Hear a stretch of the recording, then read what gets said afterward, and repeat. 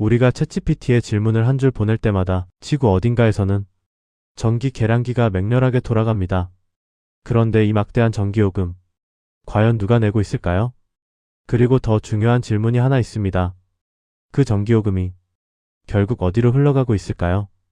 AI 버블을 논하기 전에 우리는 이 전기의 진실부터 먼저 들여다봐야 합니다. 겉으로 보기에 AI는 거의 무료나 다름없습니다. 챗GPT 검색형 AI, 통번역, 이미지 생성까지 사용자 입장에서는 그냥 공짜 서비스처럼 느껴지죠. 하지만 우리가 이 서비스를 쓰는 바로 그 순간에도 데이터 센터에서는 상상을 초월하는 전기요금 고지서가 만들어지고 있습니다. 전기요금 청구서는 우리 화면에는 안 뜹니다. 그래서 잘 보이지 않습니다. 하지만 데이터 센터 입장에서는 가장 빠르게 늘어나는 비용이고 반대로 전력 인프라 기업들에게는 가장 확실한 현금 흐름이 됩니다. 결국 AI가 성장한다는 말은 전력 소비량이 정비례로 늘어난다는 말과 거의 같다고 보셔도 됩니다. 이 구조를 이해해야 AI 시대에 진짜 돈이 어디로 흐르는지 읽을 수 있습니다. 그렇다면 데이터 센터가 먹는 그 많은 전기는 도대체 어디에 쓰일까요? 크게 세 덩어리로 나눌 수 있습니다. 첫 번째는 IT 전력입니다. GPU, CPU, HBM 메모리, SSD 같은 핵심 장비들이 먹는 전기입니다. AI 모델이 고도화될수록 이 장비들이 쓰는 전력도 기하급수적으로 늘어납니다. 예를 들어 H100, H200 같은 최신 GPU는 한 장당 대략 700W에서 1000W 정도를 씁니다. 이 GPU가 8장 꽂힌 서버라면 어떨까요? 서버 한 대가 5kW에서 8kW를 거의 24시간 내내 소모하는 셈입니다. 이것을 우리 실생활 가전제품에 비유하면 이렇습니다. 예를 들어 가정집의 대형 에어컨 한 대가 보통 1500W에서 2000W 정도를 씁니다. 고성능 AI 서버 한 대는 에어컨 3대에서 4대를 최대 출력으로 24시간 내내 켜놓는 것과 맞먹는 전력을 소모하는 겁니다. 24시간 내내 미세한 전력을 쓰는 냉장고와는 비교할 수 없을 정도로 압도적인 양이죠. 그리고 이런 서버가 한 데이터 센터에 수천 대씩 들어갑니다. AI 서버는 한번 돌릴 때만 잠깐 전기를 쓰는 컴퓨터가 아닙니다. 계속 켜져 있는 대형 전기 난로에 가깝습니다. 두 번째는 냉각 전력입니다.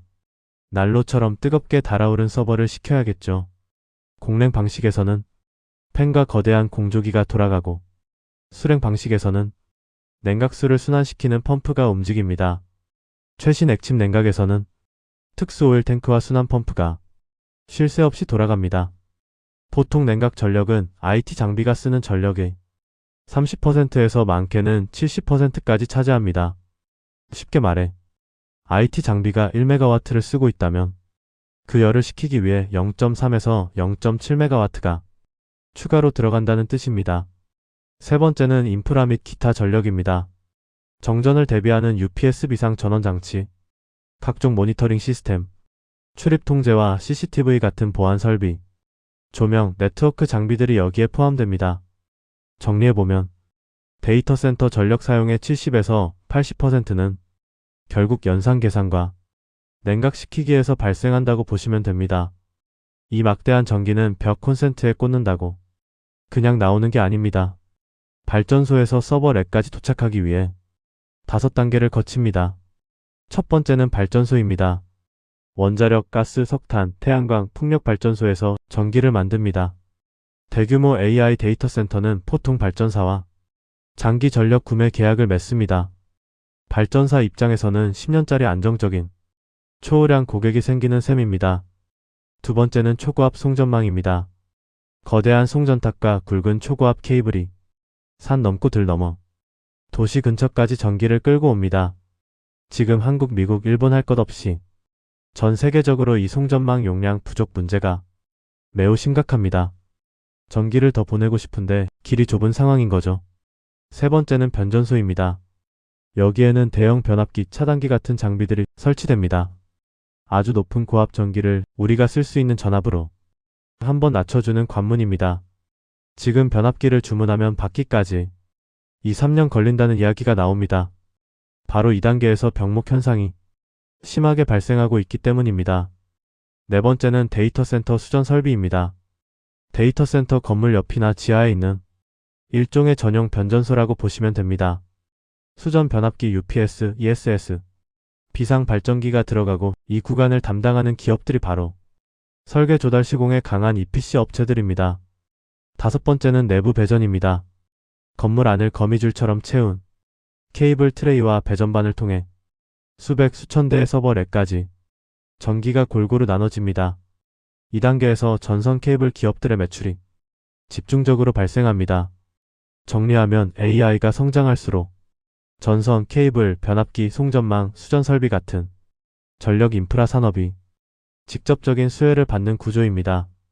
AI 서비스가 얼마나 흥행했는지와는 별개로 이 인프라들은 상대적으로 변동성이 덜합니다. 이제 데이터 센터가 내는 전기요금 100원을 딱 떼어놓고 보겠습니다. 이 100원은 누구 주머니로 들어갈까요? 첫 번째는 발전 비용입니다. 연료를 사고 전기를 만들고 발전소를 유지하는 비용, 그리고 발전사의 이익이 포함됩니다. 데이터 센터와 장기 계약을 맺은 발전 기업들은 예측 가능한 현금 흐름을 꾸준히 확보합니다. 두 번째는 송배 전망 이용료입니다.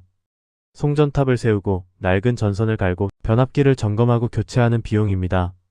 이 비용이 늘어난다는 건 곧 전선, 변압기, 전력 설비 기업들의 일감이 늘어난다는 뜻입니다. 세 번째는 각종 정책 비용입니다. 재생에너지 의무 비율을 맞추기 위한 비용, 전력산업 기반 기금 등이 여기에 해당됩니다. 이 돈은 국가 단위에서 움직이지만 결국 전력 시스템 전체를 업그레이드하는 투자금으로 쓰이고 다시 전력 인프라 기업들에게로 흘러 들어가는 구조를 만듭니다. 그렇다면 이 거대한 전기요금 구조에서 가장 안정적으로 돈을 버는 승자는 누구일까요? 크게 세 그룹으로 정리할 수 있습니다. 첫째, 발전원을 가진 기업들. 원전, 가스, 재생에너지 발전 기업들입니다. 데이터 센터라는 대형 고객 덕분에 전력 수요의 바닥이 든든해졌습니다. 둘째, 송배 전전선 변압기 기업들. 전기를 많이 쓰면 전선은 더 뜨거워지고 변압기는 더 자주 교체해야 합니다. 또 더 많은 전기를 보내려면 송전망 자체를 확장해야 합니다.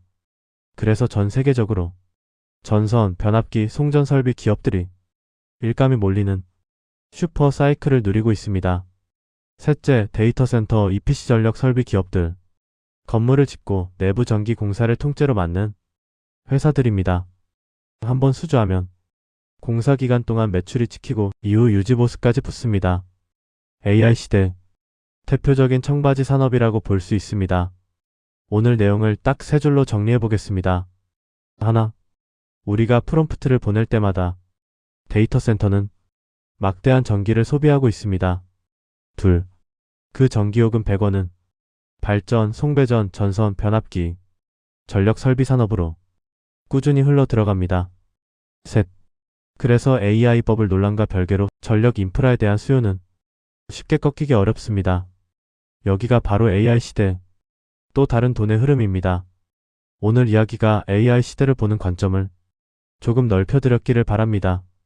다음 영상에서는 이 전력 구조 안에서도 잘 보이지 않는 비용, 바로 냉각과 열의 문제를 집중적으로 파헤쳐 보겠습니다. AI 서버는 왜 그렇게 뜨거운지 이해를 시키기 위해 어떤 기술과 기업들이 돈을 버는지 쉽게 풀어서 정리해 드리겠습니다. 구독과 알림 설정 부탁드립니다. 지금까지 AI 기반 산업 리포트였습니다. 감사합니다.